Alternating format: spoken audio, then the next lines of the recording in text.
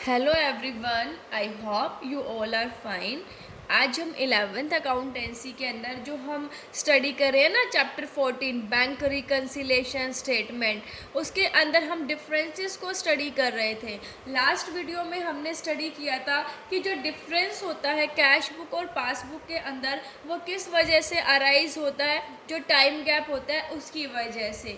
आज हम अपना नेक्स्ट पढ़ेंगे टॉपिक, जो ये कहते हैं कि जो डिफरेंस है, जो जब हम ट्रांजेक्शन्स को रिकॉर्ड करते हैं तो उसमें कुछ एरर्स हो जाती है, ठीक है, एरर्स और ओमिशंस हो जाती है, या तो हम कुछ लिखना भूल जाते हैं, उसके अंदर मिस्टेक हो जाती है कुछ गलत, ठीक है। तो उसकी वजह से भी कैश बुक और पासबुक के अंदर डिफरेंस आता है। देखिए, sometimes the difference between the cash book and passbook balance में arise due to errors committed in recording transactions in the cash book और इन द पासबुक। देखिए, कई बार जो है, जो कैश बुक और पासबुक का जो डिफरेंस है वो किस वजह से आ जाता है कि जब हम ट्रांजेक्शन्स को रिकॉर्ड करते हैं कैश बुक में या पासबुक के अंदर, तो कुछ एरर्स हो जाती है रिकॉर्डिंग में, ठीक है। अब वो एरर्स कौन सी होती हैं?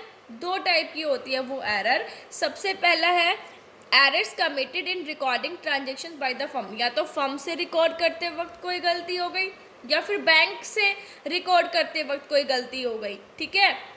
तो इन वजह से भी क्या होता है, कैश बुक और पासबुक के अंदर जो डिफरेंस है वो अराइज होता है।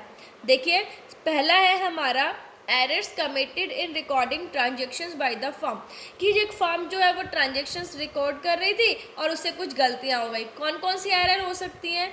जैसे कि cheque issued to a creditor but omitted to be recorded in the cash book. देखिए, क्रेडिटर को चेक इशू कर दिया, ठीक है, ने क्या किया है, जिसको हमने पैसे देने थे उसके लिए हमने उसको चेक इशू कर दिया, but omitted to be recorded in the cash book, लेकिन कैश बुक में रिकॉर्ड करना ही भूल गए।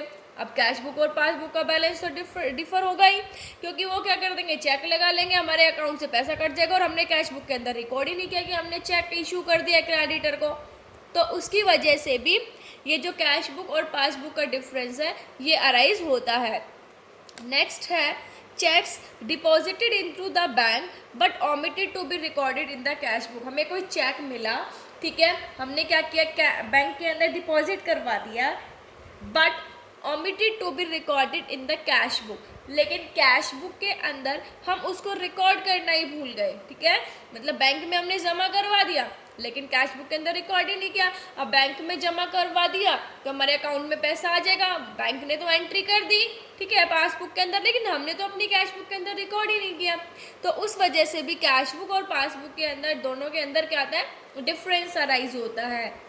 नेक्स्ट है एरर्स इन टोटलिंग और balancing the bank column of the cash book. देखिए, हम टोटलिंग कर रहे थे कैश बुक के बैंक कॉलम की, तो उसमें बैलेंसिंग करते वक्त या टोटलिंग करते वक्त कोई मिस्टेक हो गई, उस वजह से भी क्या होता है, कैश बुक और जो पासबुक का बैलेंस है उनमें डिफरेंस अराइज होता है। सो ये तो था जब फर्म ट्रांजेक्शन्स रिकॉर्ड करती है तो उससे कोई गलती हो जाती है।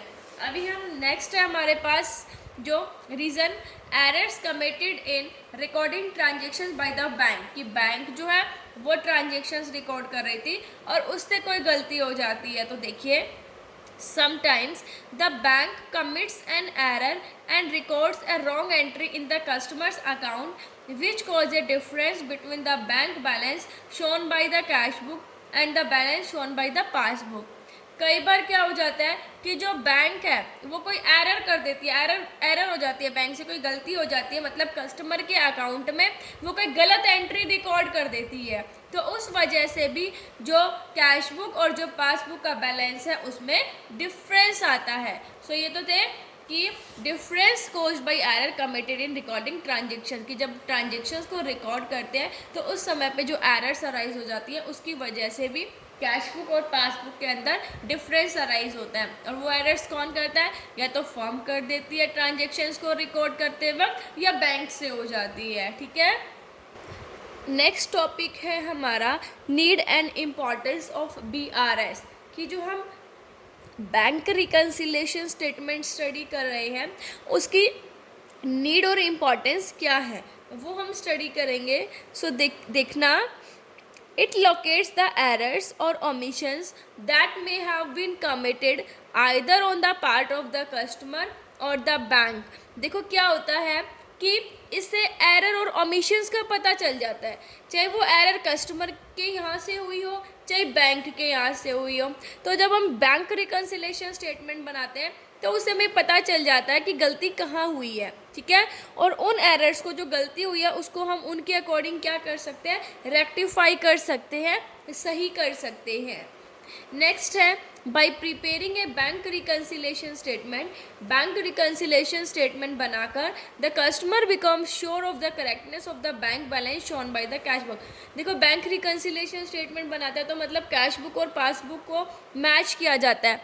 जब कैश बुक और पासबुक मैच करते हैं तो कस्टमर को भी ये श्योरिटी हो जाती है कि हाँ, जो कैश बुक के अंदर बैंक बैलेंस हमने बना रखा है वो बिल्कुल करेक्ट है, ठीक है।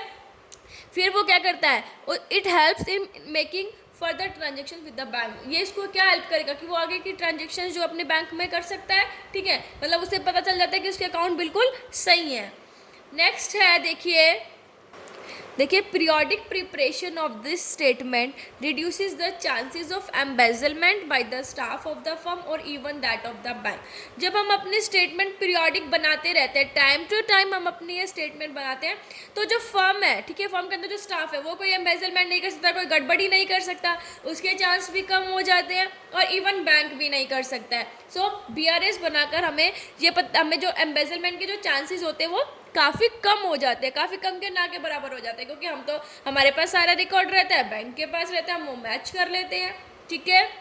नेक्स्ट है, a reconciliation statement helps in revealing the unnecessary delay in the collection of cheque by the bank.